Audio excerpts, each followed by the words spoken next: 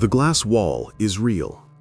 You have felt it your entire life, a subtle, invisible barrier that seems to separate you from the rest of humanity, even when you are standing right in the middle of a crowd. While others lose themselves in the drama of the moment, swept away by waves of collective emotion or social performance, you remain strangely still, watching it all unfold as if you were seated in an audience rather than acting on the stage. You have questioned your own nature because of this. You have wondered why you cannot simply shut off the awareness and join the play, or why you feel like a ghost haunting your own life. You did not land on this specific message by accident.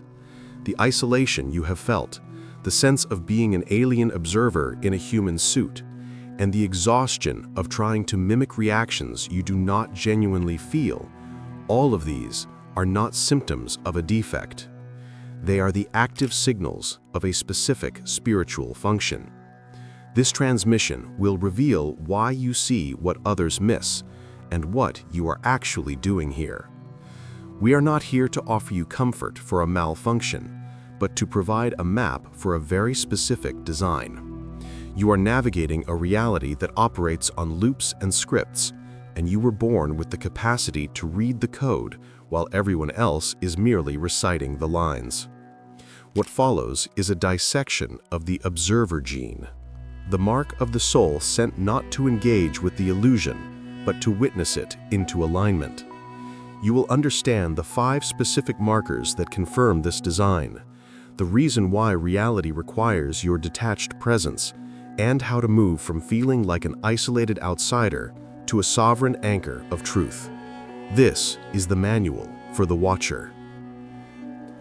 Let us begin with the atmosphere you live in daily. It is the phenomenology of the outsider. To carry the observer gene is to live with the persistent sensation that you are behind a pane of glass. This is not a wall of arrogance, nor is it a wall of fear. It is a distinct energetic distance that prevents you from fully merging with the collective trance. You watch people engage in small talk, social rituals, and emotional outbursts, and while you can understand it intellectually, you cannot participate in it energetically. You feel like an anthropologist studying a species you are supposed to belong to. This creates a profound internal conflict. You have likely spent years trying to act human, studying how others react so you can mimic their facial expressions and tone of voice, hoping to blend in. But the mimicry leaves you drained.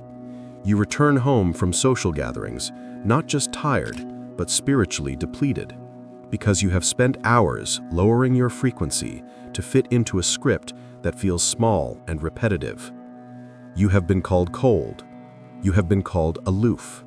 You have been accused of not caring simply because you do not dissolve into the hysteria of the moment. But the truth is the opposite. You see too much, not too little. You see the trajectory of the interaction, the hidden motives, and the inevitable outcome, which makes it impossible to get lost in the surface-level drama. You are not a ghost. You are the only one awake in a room full of dreamers. And because you are awake, you are tasked with seeing the dream for what it is. This sensation of detachment is the first layer of your authorization. It is designed to keep you from getting entangled in the very web you are here to dismantle. But this general feeling of being an outsider is only the background radiation. There are precise, unmistakable signals that prove this is a spiritual function and not a personality trait. The first specific marker of the observer gene is what can be called the oracle function. This is a form of pattern recognition that operates faster than logic. You know the end of a situation before it has even begun. When you meet a new couple, you instantly see the timeline of their relationship, the inevitable friction points, and exactly how it will end, often while they are still in the honeymoon phase. When a new project is announced or a public figure speaks, you see the energetic trajectory and the eventual collapse, regardless of the current hype. This is not cynicism, it is sight. You see the energetic architecture beneath the physical facade. This gift often feels like a curse because it renders you unable to enjoy the beginning of things in the way others do. You cannot get swept up in the excitement because you already see the lesson that is coming. You have likely tried to warn people in the past. You have pointed out the red flags or the inconsistencies only to be dismissed as negative or judgmental. Then, 6 months or 2 years later, when the events unfold exactly as you perceive them, you find no joy in being right. You only feel the fatigue of having watched a car crash in slow motion that no one else would look at. This happens because you are not reading surface data, you are reading energy, and energy never lies. The future is merely the result of current energetic patterns playing out over time. You see the pattern, therefore you see the future.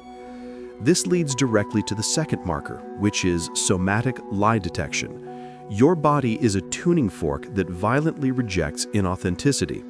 For the carrier of the observer gene, a lie is not just a piece of incorrect information, it is a physical assault. When you're in the presence of someone who is presenting a false self, whether they are outright lying or simply posturing to be someone they are not, your body reacts before your mind does. You might feel your throat close up, a sudden heaviness in your solar plexus, or an overwhelming urge to physically leave the room. You cannot tolerate fake environments. This is why you struggle in corporate settings, networking events, or family gatherings where the unspoken rule is to pretend everything is fine when it is not. For the average person, these social lubrication lies are harmless and necessary. For you, they feel like static noise screeching in your ears. Your system is designed for high-fidelity truth.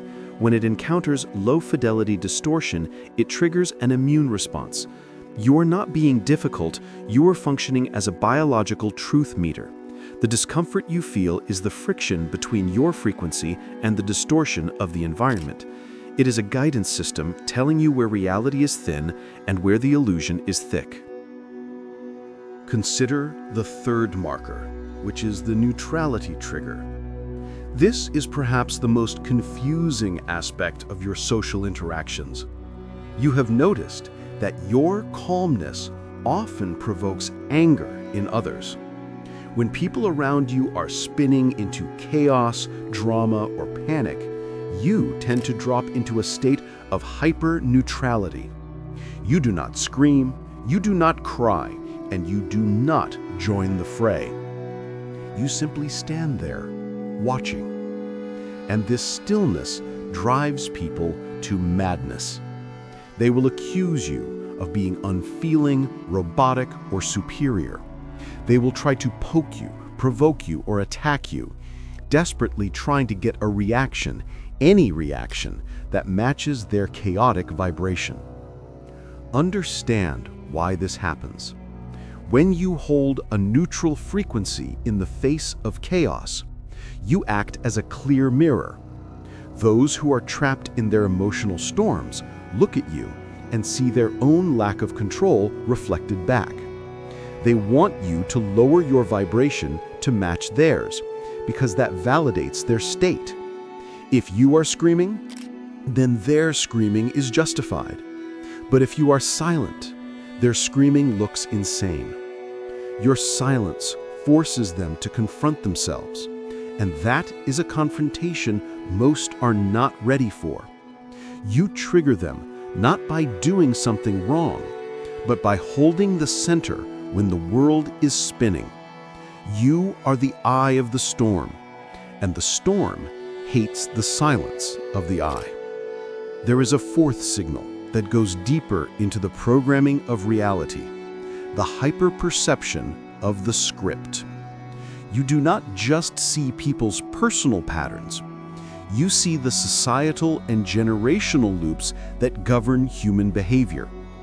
You notice how conversations at family dinners repeat the exact same phrases year after year.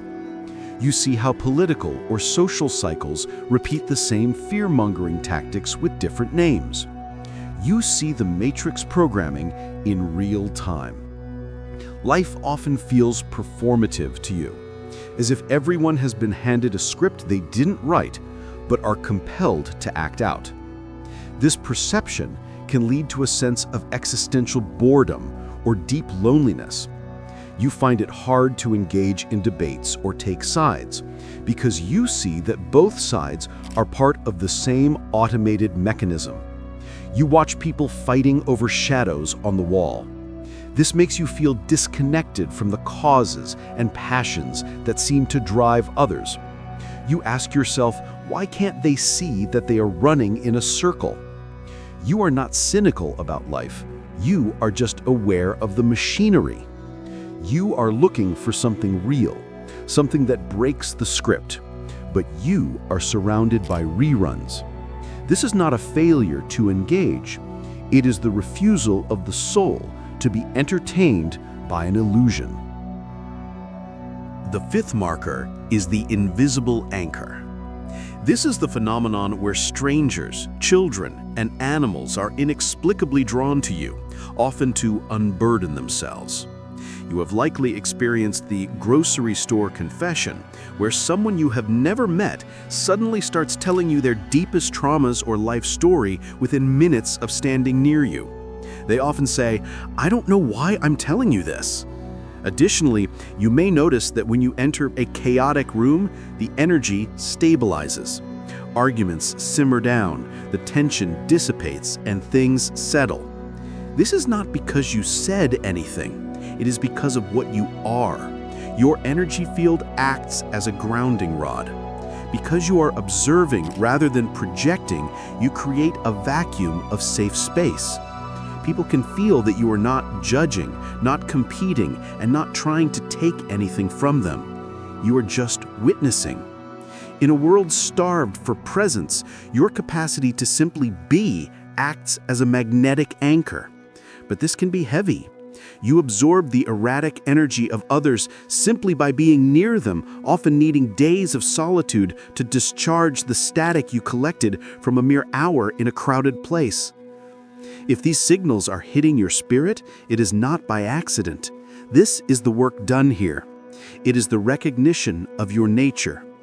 If you feel called, stay with this transmission until the end, for the validation of these signs is only the doorway to the purpose behind them. Why does this happen? Why would the universe design a soul to feel so separate, to see so clearly, and to bear the weight of such perception? This brings us to the energetic function. The isolation you feel is not a punishment. It is a metaphysical necessity based on the law of the observer effect. In quantum mechanics, we know that the act of observation is what collapses a wave of possibilities into a single defined particle of matter. Nothing becomes real until it is witnessed. On a spiritual level, the same law applies. Reality, this dense, chaotic, shifting dream, requires a witness to stabilize it. Most human beings are not observers, they are reactors.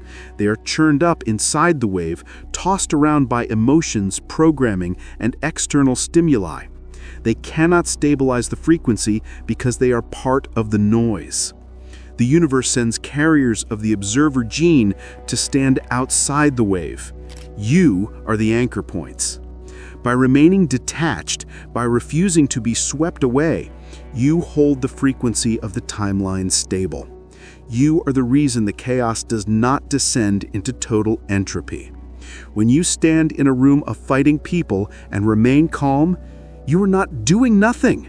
You are performing high-level energy work. You are anchoring a baseline of order that prevents the lower frequencies from taking over completely. This redefines your entire life history. The times you felt lazy because you didn't want to join the crusade, that was preservation. The times you felt guilty for not crying when everyone else was weeping, that was stabilization. You are not here to play the game. You are here to hold the board on which the game is played. If you were to lose your footing and join the chaos, there would be no one left to hold the light. Your glass wall is the necessary shield that allows you to perform this function. It is not keeping you out of life, it is keeping you clear for life. You are the designated driver in a world that is drunk on emotion. You cannot drink from the same cup, or the car goes off the cliff. Understanding this changes how you must operate. This leads to the operational strategy. You must move from dissociation, which is an unconscious reaction to pain, to conscious sovereignty, which is a deliberate choice of power. The first step is to stop trying to dismantle the glass wall. Stop trying to force yourself to feel things you do not feel. Stop mimicking the crowd. When you fake your reactions, you distort your signal, and you lose your power as an anchor. You must learn to engage low power mode in social settings. You do not need to offer your full, high-voltage attention to every interaction. It is permitted to be present without being accessible. You can witness without inviting in. You must accept that your primary role is presence, not intervention. You are not here to fix everyone's problems. That is a trap for the empathetic. You are here to see them.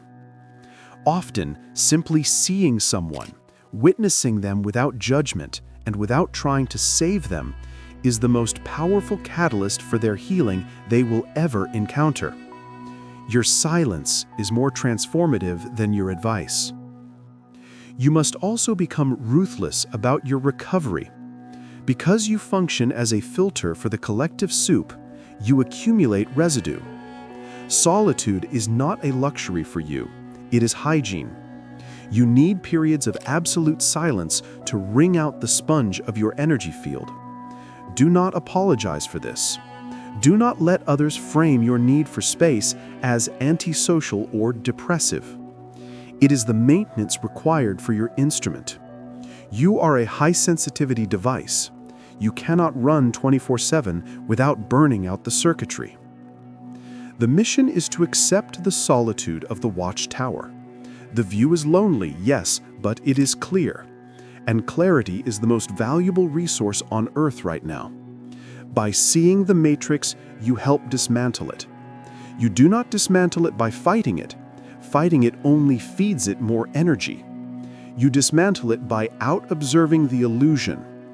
When you see the script loses its power over you. And when it loses its power over you, it begins to crack for those around you. You are the living proof that the programming is not absolute. You are no longer the one being thrown around by these patterns. You are the one reading them and moving with them on purpose. The confusion of your past was simply the training period where you learned the difference between your energy and the collective energy. Now you know. The glass wall is your vantage point. The detachment is your shield. The ability to see the end at the beginning is your navigation system. You are not behind in life. You are positioned exactly where you need to be, holding the frequency, watching the timeline, and keeping the door open for truth to enter. This is the shift from victim to visionary. You are authorized to be the outsider. You are authorized to trust your cold, clear sight over the hot, confused emotions of the crowd. Stand in your station. Watch, witness, and know that your presence alone is changing the equation. If you enjoyed the content and want to see more, please consider clicking the subscribe button. Your support is very appreciated. Feel free to share your experiences or thoughts in the comments below. Until next time, take care and subscribe for more insightful content.